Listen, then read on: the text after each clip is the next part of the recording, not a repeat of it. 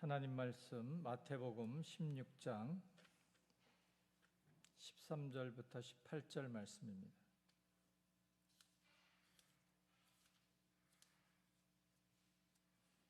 마태복음 16장 13절부터 18절 말씀.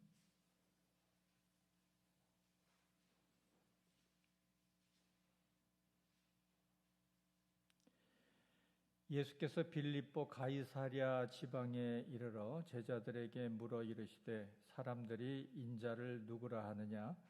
이르되 더러는 세례 요한, 더러는 엘리야, 어떤 이는 예레미야나 선지자 중에 하나라 하나이다. 이르시되 너희는 나를 누구라 하느냐? 시몬 베드로가 대답하여 이르되 주는 그리스도시요 살아계신 하나님의 아들이시니이다. 예수께서 대답하여 이르시되 바요나 시몬아, 내가 복이 있도다. 이를 내게 알게 하니는 혈육이 아니요 하늘에 계신 내 아버지시니라. 또 내가 내게 이르노니 너는 베드로라. 내가 이 반석 위에 내 교회를 세우리니 음부의 권세가 이기지 못하리라. 아멘.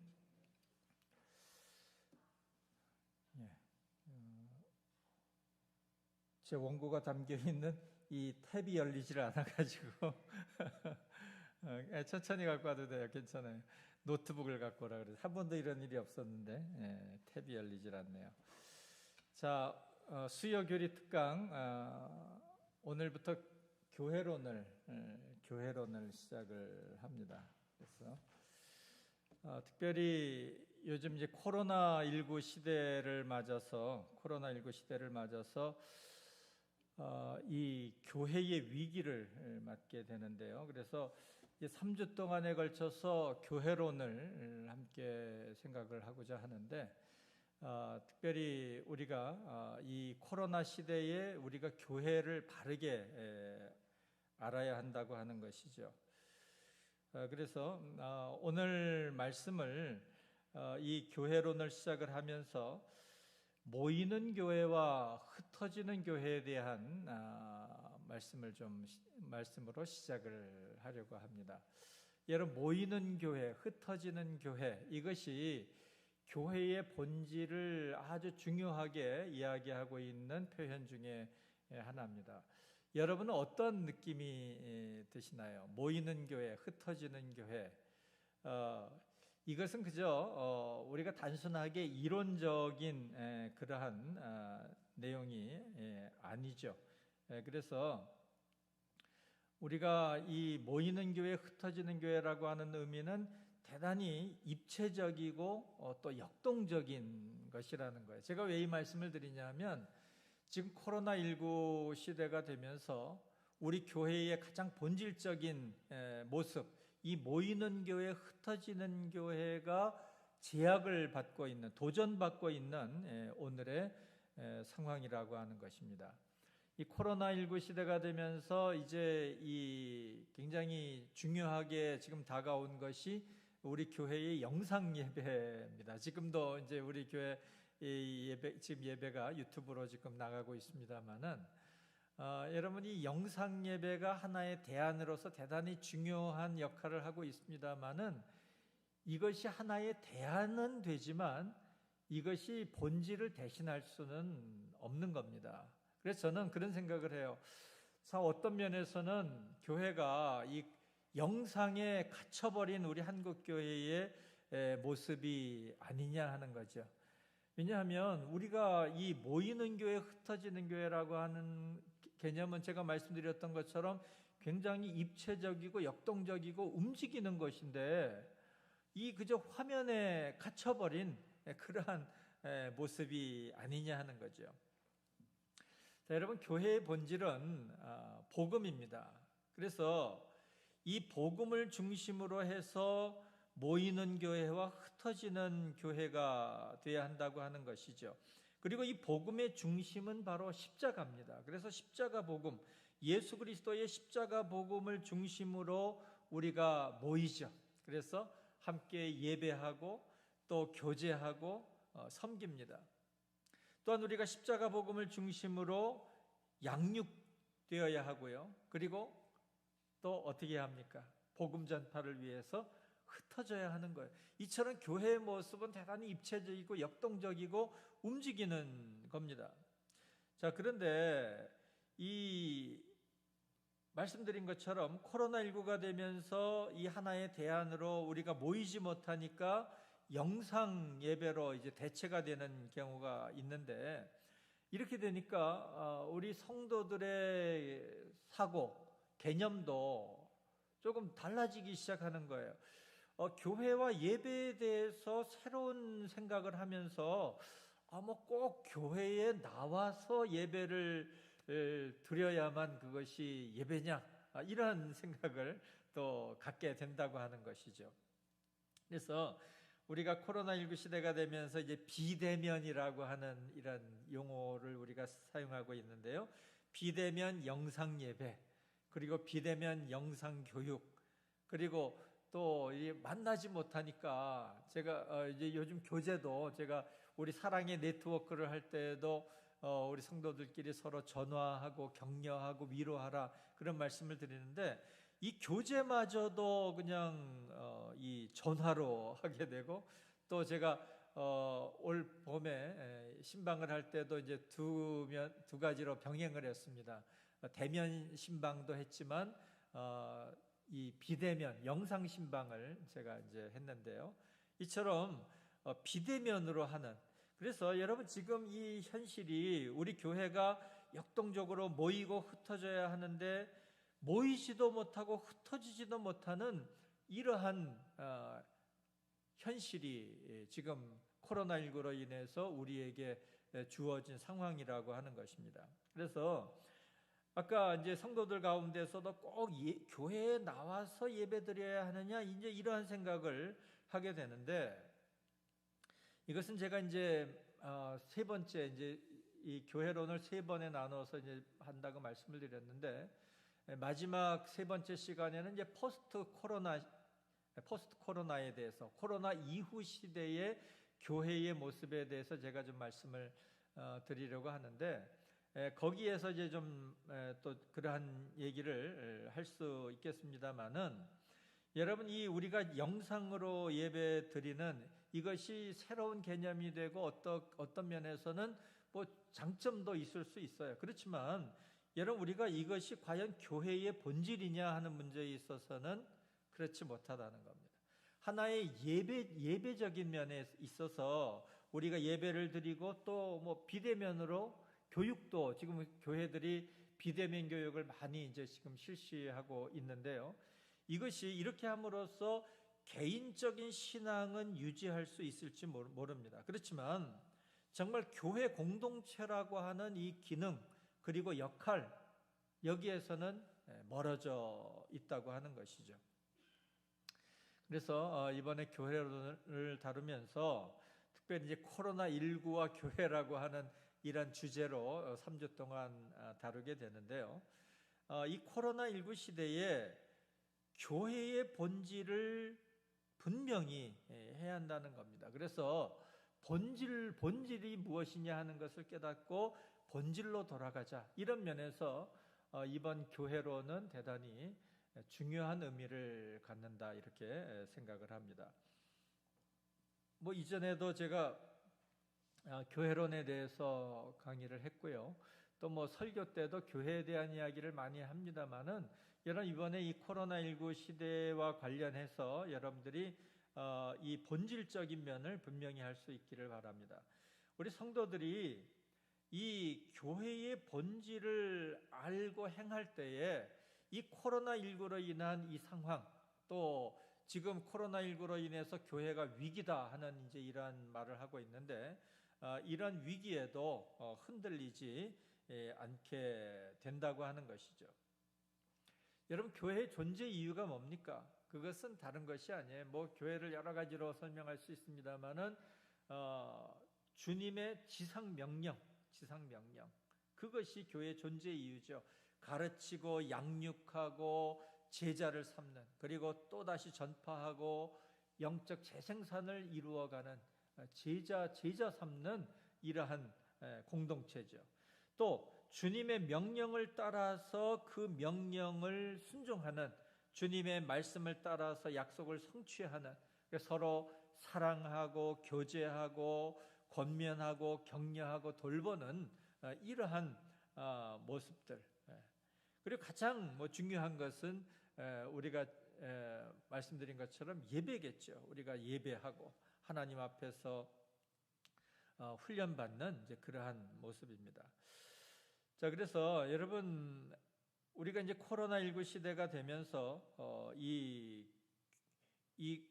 교회가 모이지 못하게 되는 그런 상황까지, 작년 같은 경우에는 전혀 이제 비대면으로만, 영상으로만 하는 이제 그러한 상황까지 이제 가면서 또 교회가 또 모이면 또 거기에서 확진자가 또 나오면 어떻게 됐습니까? 이 사회에서는 계속 부정적인 시선으로 교회를 바라보는 거예요. 사실 우리 교회가, 전국에서 교회가 이렇게 계속 예배를 드리고 모임을 갖는데 거기에서 확진자가 이렇게 직접적으로 나온 경우는 그렇게 많지는 않아요. 그런데 이 확진자가 나올 때마다 어떻게 합니까? 의도적으로 굉장히 과장해서 보도하는, 교회에서 나왔다 하면서 이렇게 과장해서 보도하는 이제 그러한 것을 많이 봤습니다. 그러면서 지금까지 교회가 받은 비판이 무엇이었습니까? 이 코로나19 이러한 급박한 상황에서까지 교회가 꼭 모여야 하고 예배를 드려야 하는 거냐? 이러한 비판을 교회가 이제 받게 됐다고 하는 것이죠. 물론 이러한 면에서는 이제 그 세상 사람들은 우리 교회의 예배의 중요성, 또 우리가 하나님 앞에 나아갈 때 이 예배를 얼마나 목숨처럼 소중하게 여기느냐 하는 그런 의미를 모르기 때문에 그렇게 얘기할 수 있는 것이죠. 그런데 한편으로는 우리가 어떤 생각을 해야 하는가 하면, 우리 한국 교회가 지금까지 세상에서 어떠한 시각으로 세상 사람들에게 비춰졌느냐 하는 겁니다. 교회가 정말 아름다운 교회의 모습, 이 시대적인 책임을 감당하는 그러한 교회의 모습을 보여주지 못했다고 하는 이제 그러한 모습. 그래서 우리 교회가 그리스도의 제자로서 참된 제자의 모습, 이러한 모습을 보여주지 못했다고 하는 이제 그러한 책임도 우리가 피할 수 없는 것이죠. 여러분, 초대교회, 예루살렘 교회에 대한 말씀이 이제 사도행전 2장 44절부터 47절의 말씀이 나오죠.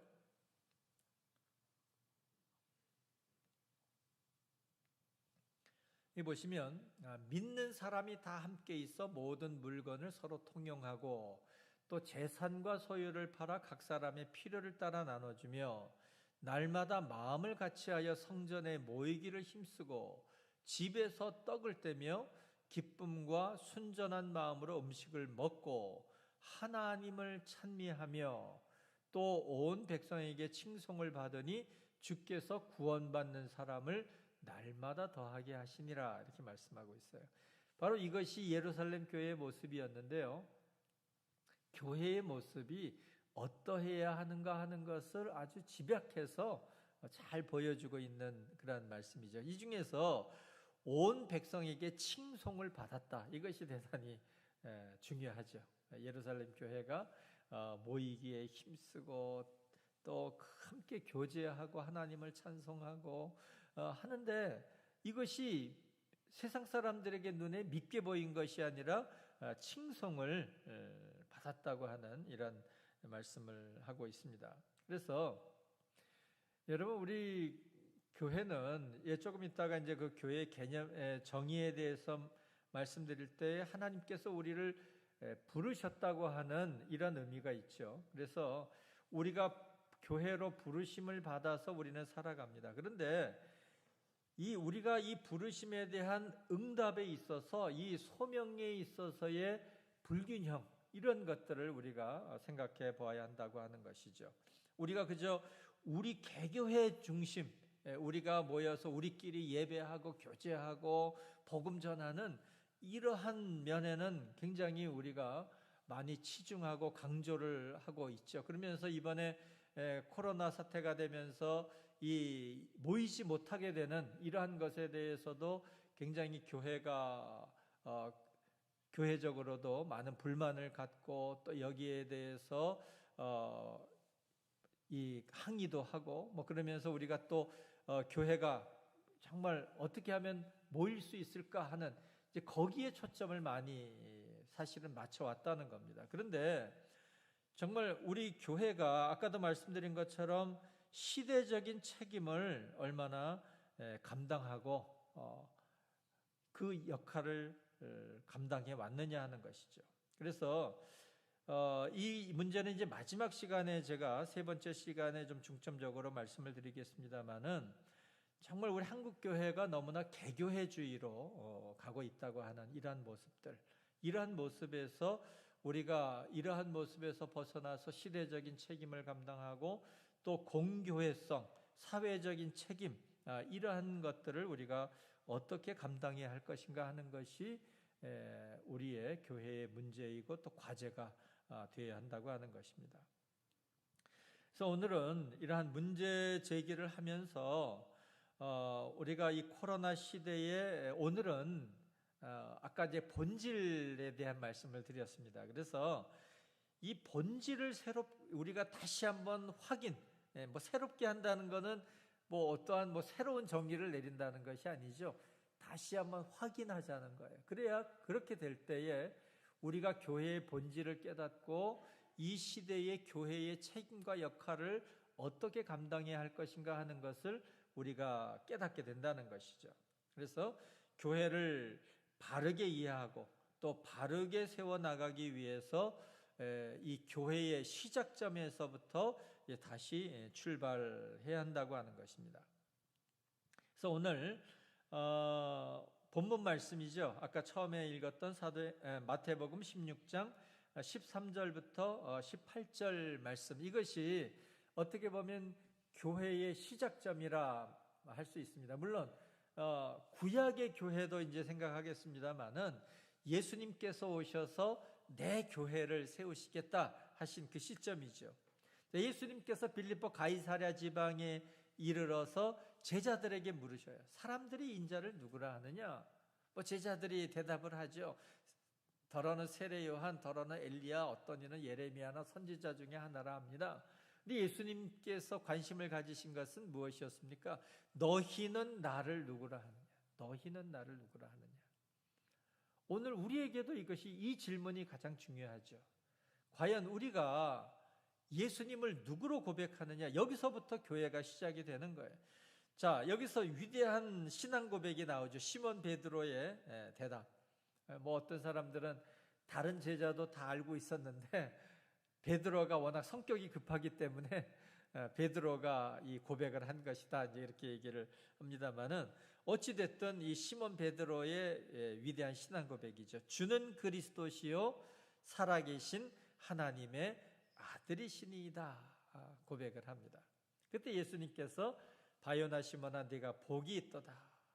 이를 내게 알게 하니는 혈육이 아니요 하늘에 계신 내 아버지시니라. 그러면서 뭐라고 말씀하십니까? 내가 네게 이르노니 너는 베드로라. 내가 이 반석 위에 내 교회를 세우리니. 여기 주님께서 이 반석 위에 내 교회를 세우리니 이렇게 말씀하셔요. 그래서 이 반석, 이게 베드로거든요. 페트로스, 바위라는 뜻이 반석. 그런데 이것을 이제 천주교 로마 카톨릭에서는 뭐라고 해석을 하는가 하면은 예수님께서 베드로를 초대 교황으로 세우시고 베드로 위에 교회를 세우셨다. 그래서 교회의 권위보다 위에 있는 것이 교황의 권위거든요, 가톨릭에서는. 그런데 여러분 그것이 아니죠. 예수님께서는 이 베드로의 신앙 고백, 이 신앙 고백이 흔들리지 않는 믿음의 반석, 이 믿음의 반석 위에 교회를 세우시겠다 주님께서 말씀하시는데, 여기서 보시면 내 교회를 세우리니 말씀하셔요. 음부의 권세가 이기지 못하리라 말씀하십니다.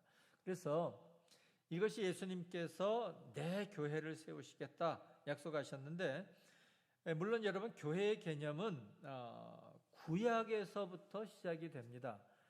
구약에는 교회라고 하는 그러한 명칭이 직접적으로 나타나지 않고 성전, 회막, 성전 이제 그러한 개념이 나타납니다만은, 여러분 우리가 주목해서 보아야 할 것은 교회가 어디에서부터 시작됩니까? 출애굽에서부터 시작이 되죠. 그래서 광야교회, 우리가 광야교회를 생각할 수 있고요. 물론 그 이전의 교회라고 한다면 하나님께서 아브라함을 택하시고 아브라함이 가는 곳마다 제단을 쌓죠. 물론 그것도 하나의 교회라 볼 수 있는데, 이제 하나님께서 아브라함을 택하신 것은 이스라엘을 택하셔서 하나님의 백성, 제사장 나라로 세우시기 위한 그러한 과정이죠. 그렇기 때문에 구약의 교회의 개념이라고 하는 것은 하나님께서 아브라함을 택하시고 그리고 결국 야곱, 이스라엘의 12지파를 통해서 이스라엘을 세우시는데, 출애굽 과정에서 하나님께서 뭐라고 말씀하십니까? 내가 너희를 내 백성, 제사장 나라로 삼으시겠다. 출애굽기 19장 5절 6절에 보면 말씀하죠. 그래서 하나님의 백성, 제사장 나라로서 택함과 부르심을 받은 이스라엘 백성들, 이것을 우리는 교회의 개념으로 생각할 수 있습니다. 그리고 꼭 이스라엘뿐만 아니라 하나님을, 그 구약 시대에도요, 다른 잡족들도 하나님을 믿는 그러한 백성들이 있었거든요. 하나님을 믿는, 하나님의 부르심을 받은 백성들, 이것이 교회의 개념이죠. 그리고 이제 신약의 교회는 바로 우리가 지금 생각한 것처럼 예수 그리스도로 시작된 교회. 예수님께서 내가 이 반석 위에 내 교회를 세우리니 말씀하시죠. 자, 그래서 이제 이 교회의 시작을 보면은요, 여기에서 성부, 성자, 성령 하나님의 역사가, 여기에서 삼위일체 하나님의 역사가 나타나죠. 첫째는 성부 하나님의 계획입니다. 하나님께서는 교회를 세우시기로 계획하셨죠. 베드로전서 2장 9절에 보시면, 그러나 너희는 택하신 족속이요 왕 같은 제사장들이요 거룩한 나라요 그의 소유가 된 백성이니. 이것은 아까 조금 전에 말씀드린 것처럼 출애굽기 19장 5절 6절에 있는 것과 같은 개념이죠. 하나님께서 이스라엘을 제사장 나라로 세우신 것처럼 택하신 백성들을 왕 같은 제사장, 거룩한 나라 그의 소유된 백성으로 삼으셨다는 거예요. 그래서 너희를 어두운 데서 불러내어 그의 기이한 빛에 들어가게 하신 이의 아름다운 덕을 선포하게 하려 하심이라. 하나님께서 이스라엘을 애굽에서 이끌어내셔서 광야 교회로 세우신 것처럼 우리도 마찬가지죠. 하나님께서 우리를 택하셔서 우리를 부르셨고 우리를 왕같은 제사장, 거룩한 나라 그의 소유가 된 백성으로 삼아 주셨다는 겁니다. 그래서 에베소서 1장 4절에서 보시는 것처럼 하나님께서는 창세 전에 택하신, 에베소서 1장 4절에 보면 하나님께서 우리를 택하신 것은 창세 전에 우리를 택하셨다고 말씀하고 계시거든요. 그래서 창세 전에 택하신 자, 그의 백성들을 부르셔서 교회를 세우셨다고 하는 것입니다. 이것이 하나님의 계획입니다. 그리고 두 번째, 성자 예수 그리스도의 세우심이 나오죠. 그래서 예수 그리스도께서는 십자가와 부활을 통해 교회를 친히 세우시죠. 그리고 교회의 머리가 되셨습니다. 그리고 아까 우리가 베드로의 신앙 고백에서 본 것처럼 사도들의 믿음의 터 위에, 베드로의 신앙 고백 그리고 사도들의 믿음의 터, 우리가 예배 때마다 사도신경을 고백하는 이유가 뭡니까? 그 주님께서는 이 사도들의 믿음의 터 위에 교회를 세우신 거예요. 그렇기 때문에 이 믿음의 고백은 흔들릴 수 없는 고백이죠. 그래서 이 믿음의 터 위에 교회를 세우시고 복음을 전파하는 사명을 주어서 계승하게 하셨다고 하는 것입니다. 그래서 이 교회라고 하는 것은 사도적 교회, 사도의 권위가 계승되는 그러한 교회입니다. 그래서 지금은 사실은 만인 제사장이기 때문에 여러분 뭐 이 목사만 이 사도적인 권위를 계승한다 이렇게 볼 수는 없어요. 아주 뭐 카리스마적인 목사님들은 이거는 양보를 못하고 목사들이 사도권을 가졌다 이렇게 얘기를 합니다만은 성경을 자세히 보시면 교회가 사도권을 이어받는 것이지 목사 개인이 사도권을 이어받는 것은 아니에요. 그래서 여러분들도 제가 늘 말씀드립니다마는 아버지들이 영적인 가장으로서 자녀들을 축복할 수 있는 축복권을 갖는 것도 같은 의미라고 봐요. 그래서 여러분 이 사도적인 교회, 이 사도성을 계승하는 이런 교회죠. 그래서 아까 제가 그 주님이 하신 대위임 명령을 말씀드렸습니다마는 마태복음 28장 18절부터 20절 말씀을 보시면 예수님께서 말씀하시죠. 하늘과 땅의 모든 권세를 내게 주셨으니 그러므로 너희는 가서 모든 민족을 제자로 삼으라. 이것이 대위임 명령의 핵심이에요. 제자 삼으라. 제자를 삼으라.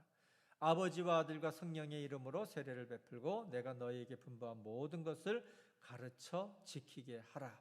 볼지어다 내가 세상 끝날까지 너희와 항상 함께 있으리라. 이것이 주님의 약속이면서 교회를 향하신 대위임 명령이죠. 여기서 핵심 단어가 뭐라고요? 제자를 삼으라. 제자 삼으라. 바로 이것이죠. 그래서 교회는 복음을 전하고 예수님의 제자를 삼아가는 그런 역할을 감당해 나가는 겁니다. 자, 세 번째는 이제 성령의 역사와 능력이죠. 자, 예수님께서 보혜사 성령을 보내시겠다고 약속하신 대로 오순절 마가의 다락방에 성령이 임하시죠. 성령이 임하심으로 예루살렘 교회가 시작이 됩니다. 그래서 사도행전 1장 8절에 보시는 대로 예수님이 약속하셨죠. 너희는 예루살렘을 떠나지 말고 아버지의 약속하신 것을 기다리라 말씀하시면서 오직 성령이 너희에게 임하시면 너희가 권능을 받고 예루살렘과 온 유대와 사마리아와 땅끝까지 이르러 내 증인이 되리라. 이것이 주님의 약속이었고 주님의 약속대로 성령이 임하시면서 교회가 시작되고 이 사도행전의 내용을 보면 여기 주님 말씀하신 것처럼 예루살렘, 유대, 사마리아, 땅끝 이러한 방향으로 복음이 전파되고 교회가 세워져 가는 것을 보죠. 그래서 성령의 능력은 주님께서 명하신 이 복음의 대위임 명령을 수행할 수 있는 능력을 주신다고 하는 것입니다. 자, 그래서 조금 이제 그 다음에는 조금 이론적인 면에서 그럼 교회란 뭐냐? 이거 좀 간단하게 그냥 말씀을 드리려고 합니다. 이것도 뭐 전에 다 여러분들에게 설명드린 내용이기 때문에 교회를 이제 에클레시아라고 합니다. 에클레시아라고 하는 이 교회의 의미는 에크라고 하는 것은 안에서 밖으로라고 하는 뜻이에요. 여기에 칼레오라고 하는 불러내다라고 하는 이 헬라어가 결합이 돼서 우리를 불러내셨다, 부르심을 받은 자들이다 하는 이제 이러한 의미로 교회, 에클레시아의 의미가 있습니다. 그래서 이제 뭐 교회 정의를 할 때 여러 가지로 우리가 얘기하죠. 교회는 그 다음 띄워주세요. 구원받은 하나님의 백성, 예수 그리스도를 주로 고백하는 자들의 모임이라는 것.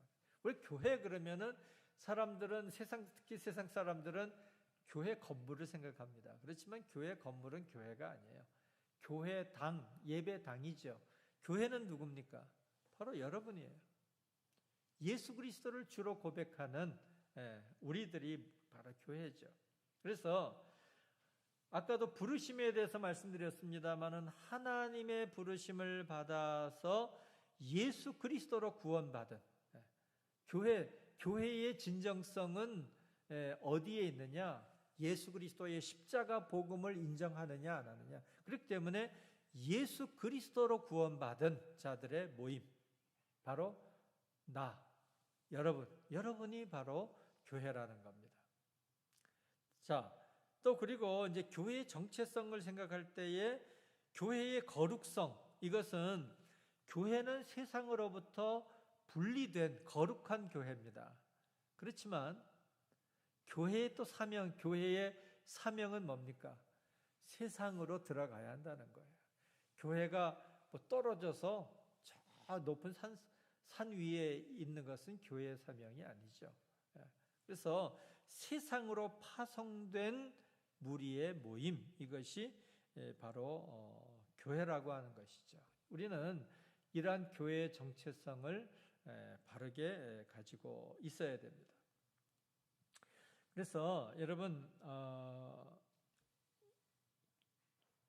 예수 그리스도께서 교회를 세우셨고 친히 모퉁이 돌이 되실 뿐만 아니라 교회의 머리가 되셨습니다.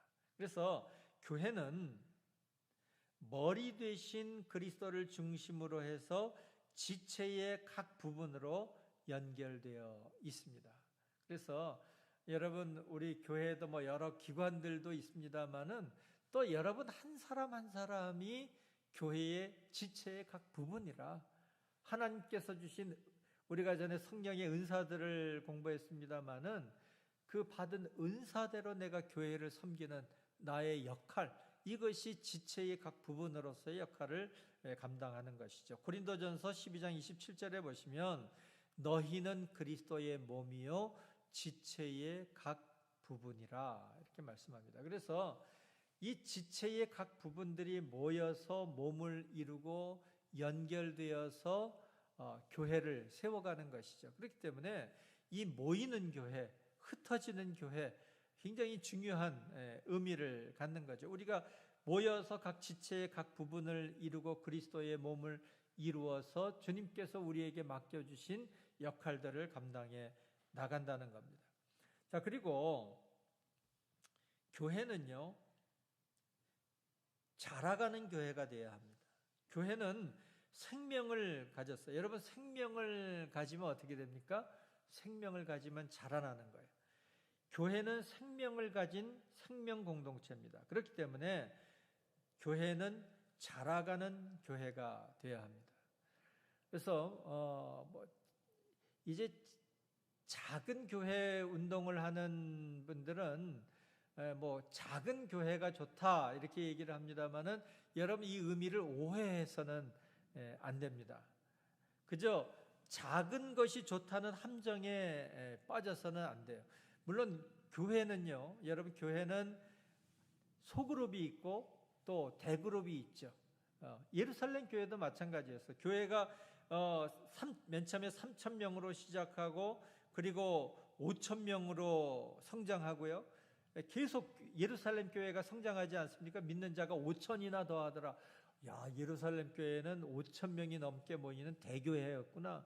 우리가 이 대교회에 집중할 것도 아니고요. 그렇다고 해서 작은 교회가 좋다고 해서 소그룹만 고집해서도 안 되는 거예요. 핵심은 뭡니까? 교회는 자라가야 한다는 거예요. 교회가 대교회가 돼야 한다는 그런 의미가 아니라 교회는 생명력을 가지고 자라가야 한다는 겁니다. 왜 그렇습니까? 예수님이 말씀하신 것처럼 하나님 나라는 확장해 나가는 거예요. 그래서 교회라고 하면은, 교회를 어떻게 우리가 생각해야 하는가 하면은 하나님 나라라고 하는 이 개념을 가지고 생각해야 하고요.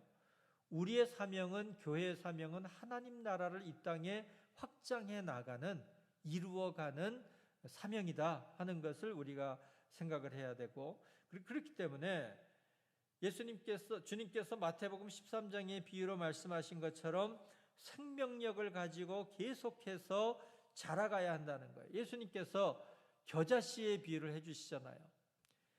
모든 씨보다 작은 것이지만 자란 후에는 풀보다 커서 나무가 되매 공중의 새들이 와서 그 가지에 깃들이느니라 말씀하고 있고요. 또 누룩에 대한 비유를 말씀하셔요. 가루 서말 속에 갖다 넣어 전부 부풀게 한 누룩과 같으니라. 누룩이 들어가니까 가루가 부풀잖아요. 확장성이거든요. 그래서 교회는 생명을 가지고 자라가는 교회가 되어야 한다고 하는 것입니다. 그렇기 때문에 여러분이 교회의 의미에 있어서의 이 생명력, 교회는 우리 신앙의 모태입니다. 제가 지난번에 그런 말씀을 드렸죠. 천주 가톨릭 교회에서는 교회 어머니가 교회의 어머니가 성모 마리아다 뭐 이렇게 얘기를 하는데 그것은 말이 안 된다. 제가 말씀을 드렸습니다. 마리아는 하나님께서 사용하신 한 사람의 도구고 예수님을 탄생하게 한 하나의 도구고 훌륭한 인간이긴 하죠. 귀한 성도입니다. 한 사람의 성도지만 신격화해서는 안 되는 거예요. 마리아 숭배는 잘못된 것이고 교회의 어머니는 마리아가 아닙니다. 교회의 어머니는, 우리의 어머니는 누구예요? 바로 교회 자체입니다. 그래서 존 칼빈 종교개혁자 깔뱅이죠. 장 깔뱅은 뭐라고 얘기를 했는가 하면은 우리는 교회를 어머니로 불러야 한다. 어머니. 교회를 어머니로 부르는 자만이 하나님을 아버지라 부를 수 있다. 이렇게 얘기를 했습니다. 그래서 교회는 우리 신앙의 모태입니다. 자, 그래서 여러분 오늘 제가 말씀드린 것은 이제 교회의 이제 본질적인 면을 말씀을 드렸습니다. 그래서 여러분이 코로나19 시대에 우리 신앙의 기초 체력을 튼튼하게 해야 되는데 이 우리 신앙의 기초 체력 중에 중요한 것 중에 하나가 뭐예요? 교회론이에요. 교회론. 교회를 바로 알고 교회의 본질을 알게 될 때에 우리는 흔들리지 않을 수 있다는 겁니다. 그래서 이 교회론이 중요한 이유는 여러분이 교회고 여러분이 흔들리지 않으면 교회는 흔들리지 않고 굳건히 선다는 것이죠. 그래서 여러분 오늘 말씀드린 교회의 의미, 본질, 사명 이것을 이제 3주 동안 이제 계속 해 나갈 텐데요. 이것을 분명히 알고 이 코로나19 시대에 대처할 수 있기를 원합니다. 그리고 여러분들의 이 믿음의 기초를 든든하게 세울 수 있기를 바랍니다. 오늘 본문에 나오는 베드로의 신앙 고백을 나의 고백으로 확인하시기를 바랍니다. 주는 그리스도시요 살아계신 하나님의 아들이시니이다. 마태복음 16장 여기 제가 잘못 기록을 했네. 마태복음입니다. 마태복음 16장 16절 주는 그리스도시요 살아계신 하나님의 아들이시니이다. 베드로의 고백이 바로 나의 고백이 되어야죠. 그래서 여러분 이 고백이 중요한 거예요. 주님께서는 이 고백 위에 이 반석 위에 내 교회를 세우시겠다 말씀하셨습니다. 그렇기 때문에 시대가 변하더라도 상황이 바뀌더라도 나의 바른 신앙 고백과 행동이 교회를 세우는 거예요. 그래서 제가 서두에 말씀드렸던 모이는 교회 그리고 흩어지는 교회의 사명 이것이 오늘 이 코로나 시대에 흔들리고 있습니다마는 이것은 결코 우리가 포기할 수 없는 가장 교회의 본질적인 사명이라고 하는 것이죠. 그리고 우리가 머리가 되신 주님을 붙잡을 때에 머리가 되신 예수 그리스도를 중심으로 지체로서의 하나의 교회 연결되어져 세워져가는 교회가 될 때에 흔들리지 않고 견고하게 서는 교회가 될 것이고요. 또 우리 주님께서 우리를 견고하게 붙들어 주실 겁니다. 고린도전서 1장 8절에 보시면 주께서 너희를 우리 주 예수 그리스도의 날에 책망할 것이 없는 자로 끝까지 견고하게 하시리라. 중요한 것은 내가 교회다. 내가 견고히 서고 믿음 위에 견고히 서고 흔들리지 않을 때에 교회가 흔들리지 않게 되는 것이죠. 이 코로나19 시대, 바로 내가 교회라고 하는 이 사실을 깨달아서 견고한 신앙 위에 세워져가는 저와 여러분, 또 우리 교회가 될 수 있기를 주님의 이름으로 축복합니다. 이 시간 우리 함께 기도하기를 원합니다. 주님, 이 코로나19 시대에 교회의 위기를 맞고 있습니다. 교회의 본질을 깨닫게 하시고 내 자신이 이 믿음 위에 굳건히 서서 흔들리지 않는 우리 교회가 되게 하옵소서. 우리 함께 기도하겠습니다.